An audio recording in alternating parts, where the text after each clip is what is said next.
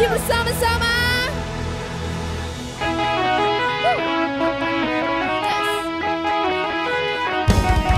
Semua.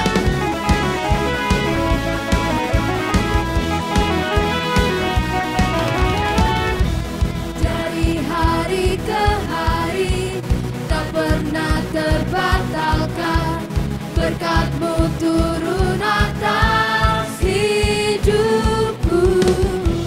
Dari hari ke hari tiada pernah tertunda, kesetiaan-Mu Kau limpahkan bagiku. Tak berkesudahan kasih setia-Mu Tuhan, rahmat-Mu tak pernah habis dari hari-hariku. Tangan-Mu yang perkasa, besar kejayaan-Mu, selalu menopang hidupku, selalu pegang erat tanganku. Yes. Woo.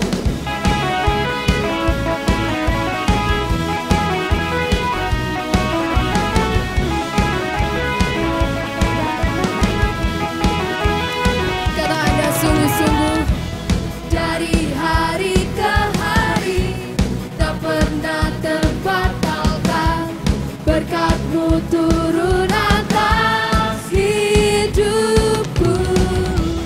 Dari hari ke hari tiada pernah tertunda, kesetiaan-Mu Kau limpahkan bagiku. Katakan tak berkesudahan, tak berkesudahan kasih setia-Mu Tuhan, rahmat-Mu tak pernah habis dari hari-hariku. Tangan-Mu yang perkasa, besar kejayaan-Mu, selalu menopang hidupku, selalu pegang erat tangan-Mu. Semuanya bertepuk tangan di atas kepala kita. Yes.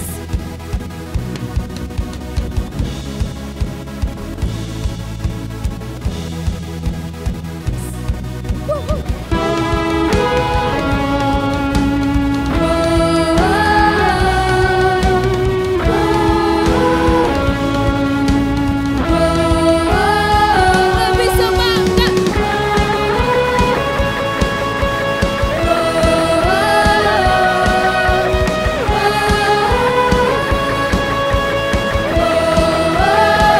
Tak berkesudahan kasih setia-Mu Tuhan, rahmat-Mu tak pernah habis. Yes, kami percaya Tuhan.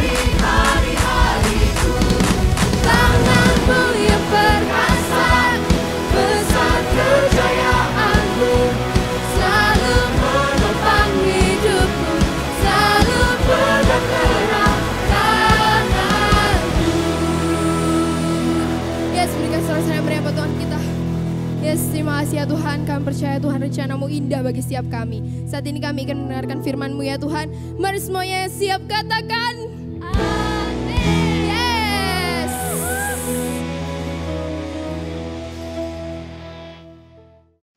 Halo semua, welcome to Alpha Omega Church Teen Online Service. Gimana kabar kalian? Semoga kalian dalam keadaan baik-baik ya. Selamat datang buat kalian semua yang udah tuning in di Alpha Omega Church Teen Online Service. Welcome! Jangan merasa canggung dengan cara kita bernyanyi, memuji Tuhan, mengangkat tangan, atau mendengarkan bahasa asing. Karena kami percaya bahwa lagu dapat membangkitkan iman kita dan itu semua merupakan ekspresi cinta kita kepada Tuhan kita yang dahsyat. Nah, sekarang ada beberapa pengumuman yang perlu saya sampaikan untuk kalian semua. Yang pertama, Teen Online Service kita bisa diakses di YouTube Alpha Omega Church setiap hari Minggu jam 7 pagi. Jadi, Teen Online Service kita bisa diakses di YouTube Alpha Omega Church setiap hari Minggu jam 7 pagi. Lalu, buat teman-teman semua yang rindu memberikan persembahan, teman-teman bisa memberikan melalui rekening di bawah ini. Dan satu lagi, Komsel masih tetap berjalan di jam-jam yang telah ditentukan dalam Komsel kalian. Jadi jangan lupa buat ajak kawan, kerabat untuk join bersama dalam Komsel. Oke, itu aja pengumuman yang dapat aku sampaikan dan kita akan melanjutkan ke acara berikutnya. Stay safe, stay healthy, and God bless you all. Happy Sunday untuk Anda semua dan selamat datang di ibadah online kita. Pada kesempatan kali ini saya ingin berbagi berkat tentang kebenaran firman Tuhan.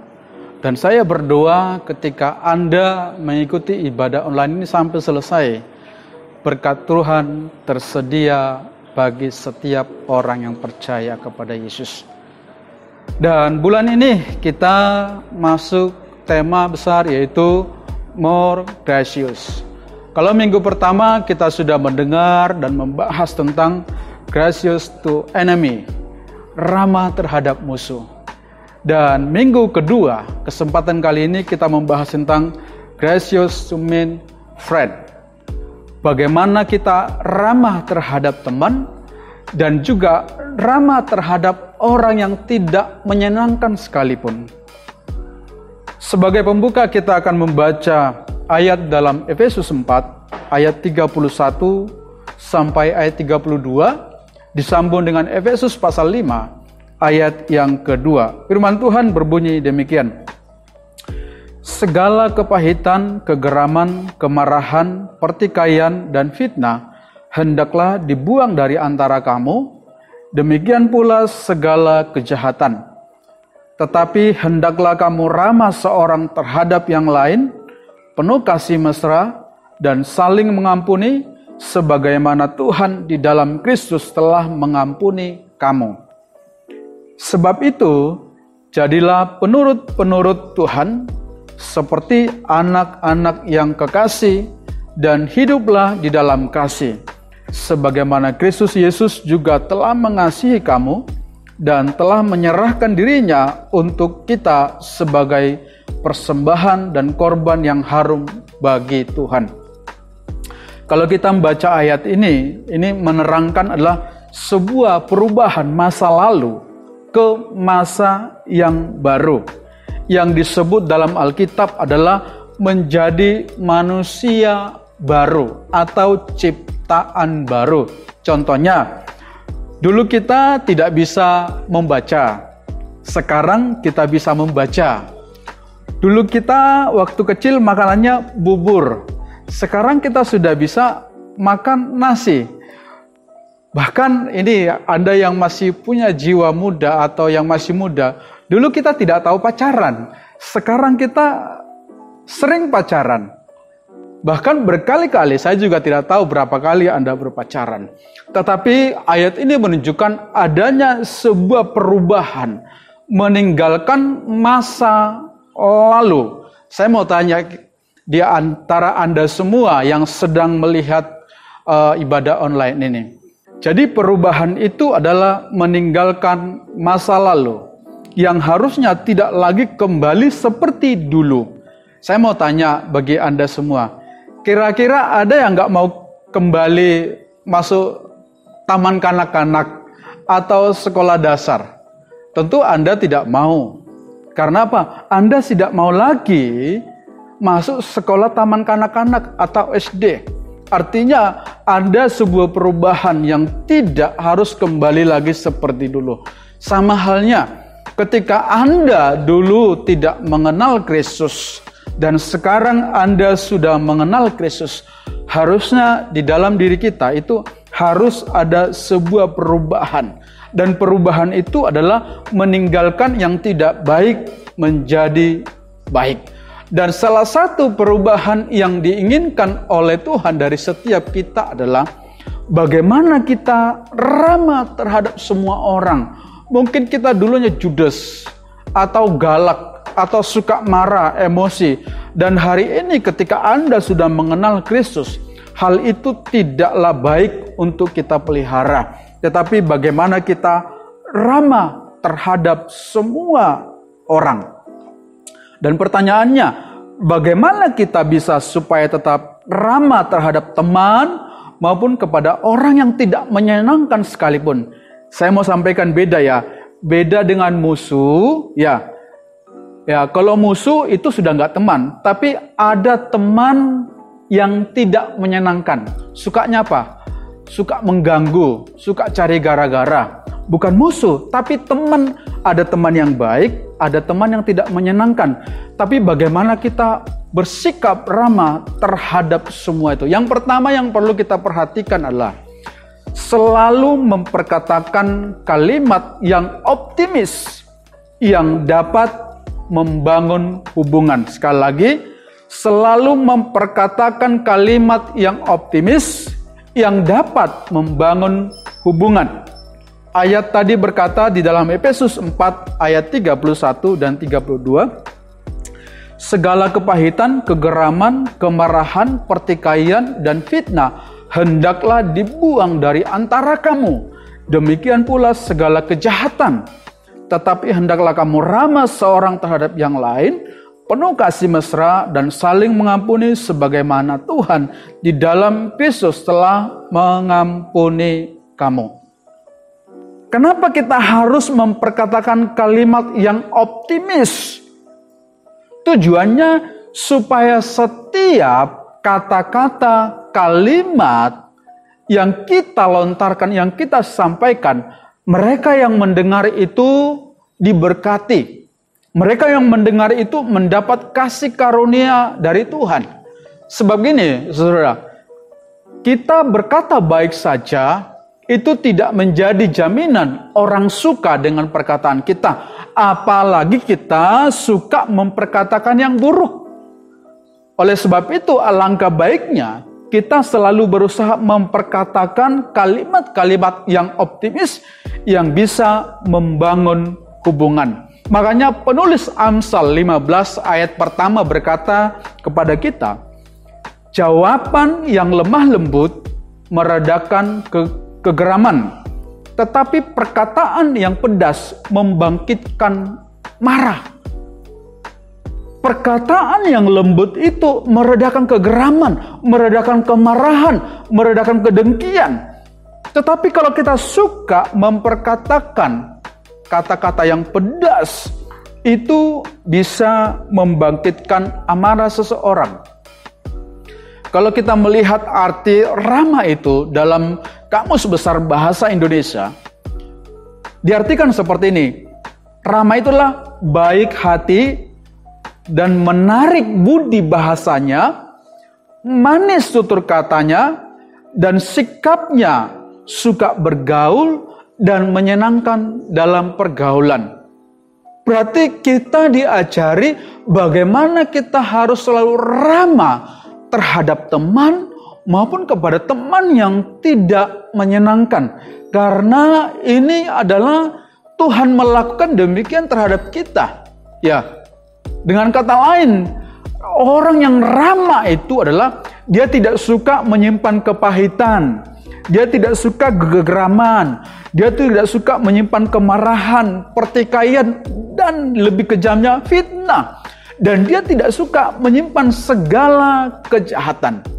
Jadi kalau ada yang tidak menyenangkan sekalipun yang dilakukan orang terhadap kita, nah sebagai bentuk kita lebih baik dari mereka adalah berilah tanggapan yang optimis dan positif. Anda tidak perlu merasa gengsi, Anda tidak perlu merasa harga dirimu diinjak-injak.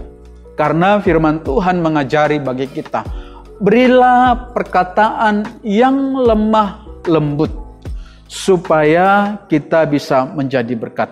Itu yang pertama. Lalu yang kedua, bagaimana kita bersikap ramah terhadap teman maupun teman yang tidak menyenangkan. Yang kedua adalah tidak menjadikan status, sekali lagi saya ulangi, yang kedua tidak menjadikan status orang lain sebagai acuan atau sebagai landasan dalam bertindak maupun bersikap. Ayat Efesus 4, ya, ayat yang ke-32, sekali lagi saya bacakan. Tetapi hendaklah kamu ramah seorang terhadap yang lain, penuh kasih mesra, dan saling mengampuni sebagaimana Tuhan di dalam Kristus telah mengampuni kamu. Anda tahu nggak? Ketika Tuhan mengampuni kita, Dia tidak melihat latar belakang atau tidak menjadikan status orang itu sebagai acuan bagi Tuhan, bahwa ini yang saya selamatkan, itu yang tidak. Tidak, Tuhan tidak memandang latar belakang seseorang. Nah, sama halnya ketika kita mau bersikap ramah, ya, kita tidak menjadikan status orang atau latar belakang orang sebagai acuan kita dalam bertindak ataupun bersikap. Nah, tidak menutup kemungkinan kita ini terjebak dalam sebuah kondisi, ya. Ketika teman-teman berhadapan dengan orang yang statusnya lebih tinggi dari kita, orang akan lebih cenderung bahasanya sopan, menjaga perkataannya. Sebaik mungkin kata-kata yang dikeluarkan itu selalu yang terbaik. Tapi satu sisi, ada orang ketika dia lawan bicara dengan yang di bawah statusnya lebih rendah dari kita, kita kadang lupa. Ya, kita semena-mena, sesuka hati kita berbicara. Tidak ada sopan santun, tidak ada keramahan, tidak ada yang kelembutan. Karena apa? Karena kita melihat status dia lebih rendah dari saya. Apakah ini yang diajarkan oleh Tuhan? Tentu tidak. Siapapun yang kamu hadapi, jangan menjadikan status orang sebagai landasanmu dalam berkata-kata, dalam bertindak. Oleh sebab itu, saya ingin menyampaikan sebuah tagline bagi kita pada kesempatan kali ini. Belajarlah untuk mengagumi, bukan iri, untuk memuji, bukan merayu, untuk menghargai, bukan meniru, dan hidupmu akan lebih berarti. Dengan kata lain, teman-teman, kita diajarkan dan diingatkan supaya ramahlah terhadap semua orang.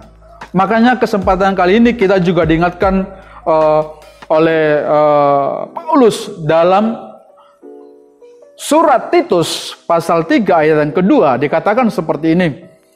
Janganlah mereka memfitnah, janganlah mereka bertengkar, hendaklah mereka selalu ramah dan bersikap lemah lembut terhadap semua orang.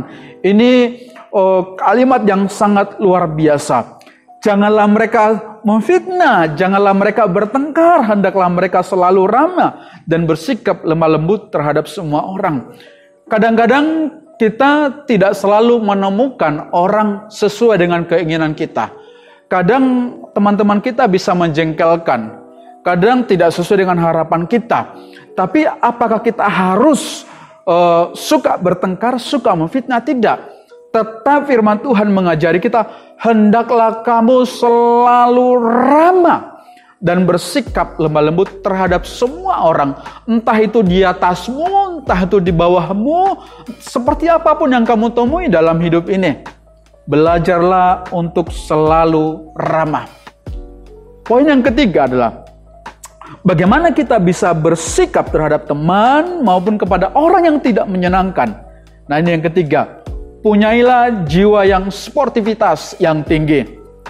Ya. Jiwa yang sportivitas tinggi ini biasanya dikenal dalam dunia olahraga. Ketika bertanding dalam pertandingan apapun itu, akan selalu diingatkan supaya sportivitas. Ya. Walaupun kita melihat ya dalam banyak pertandingan ada kecurangan di dalamnya, akan tetapi ada yang membenarkan, ada yang tidak membenarkan. Tapi dalam dunia olahraga kita harus dituntut untuk sportivitas.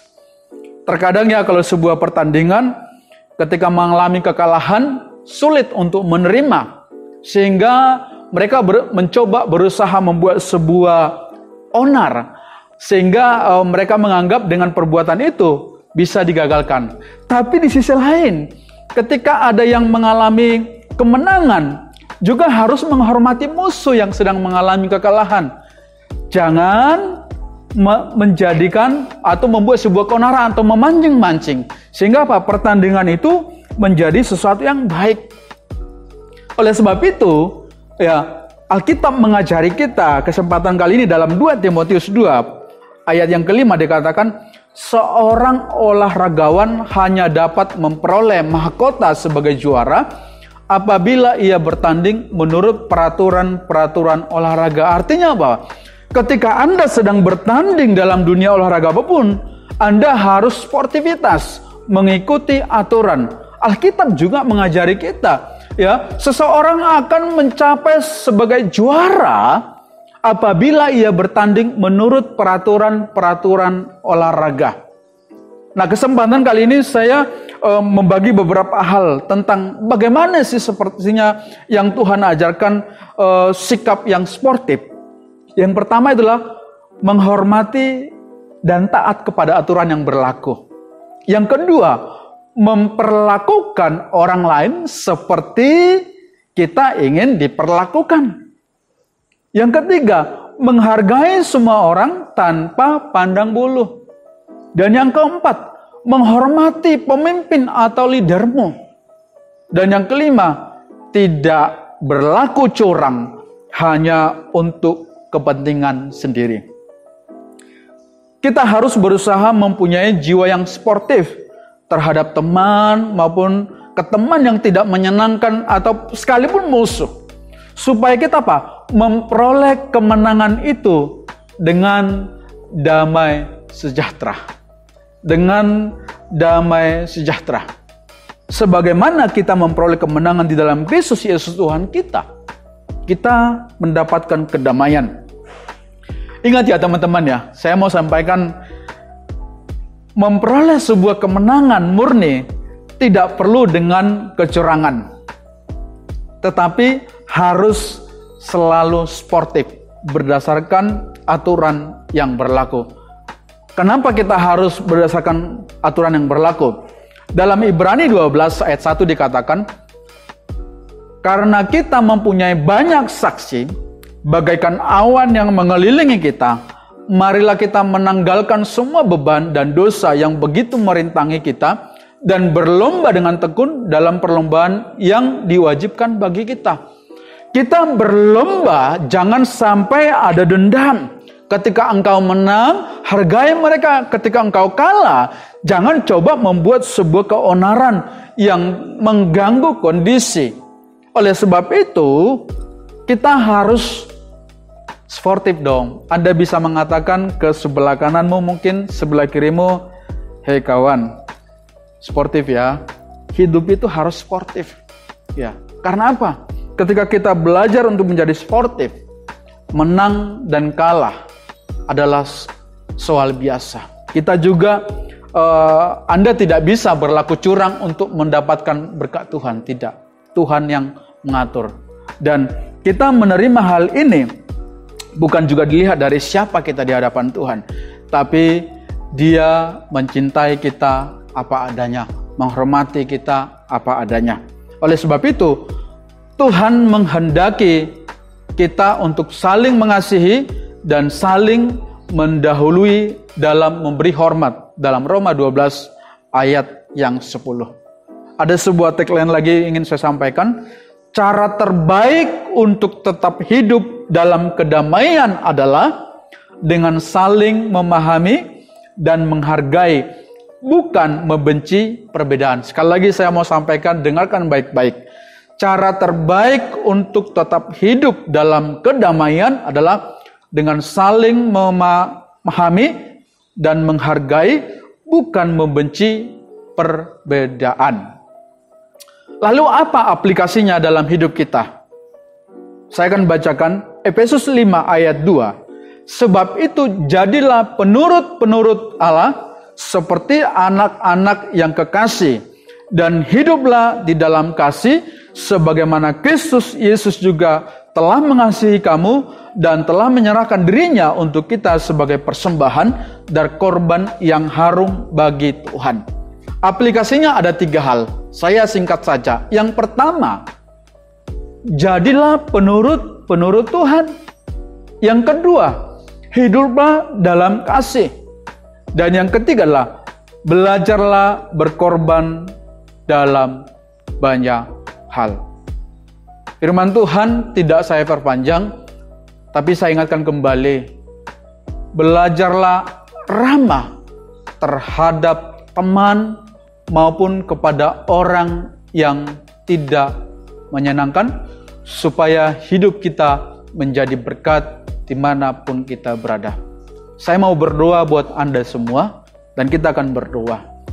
Di dalam nama Tuhan Yesus, kami menyadari kami punya banyak kelemahan, kami punya banyak kekurangan, tetapi kebenaran firman Tuhan kesempatan siang hari ini mengingatkan kami kembali, supaya kami belajar terhadap semua orang, sekalipun mereka tidak menyenangkan dalam hidup kami.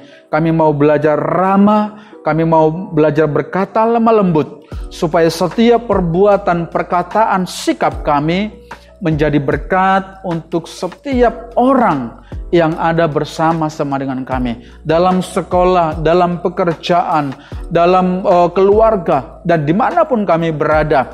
Biarlah setiap perkataan kami adalah perkataan yang memberkati, perkataan yang menyenangkan. Biarlah kami memiliki sikap yang ramah, supaya kami, hidup kami boleh menjadi berkat bagi orang banyak. Terima kasih Bapa di surga, di dalam nama Tuhan Yesus kami berdoa dan mengucap syukur bersama, kita berkata, Amin.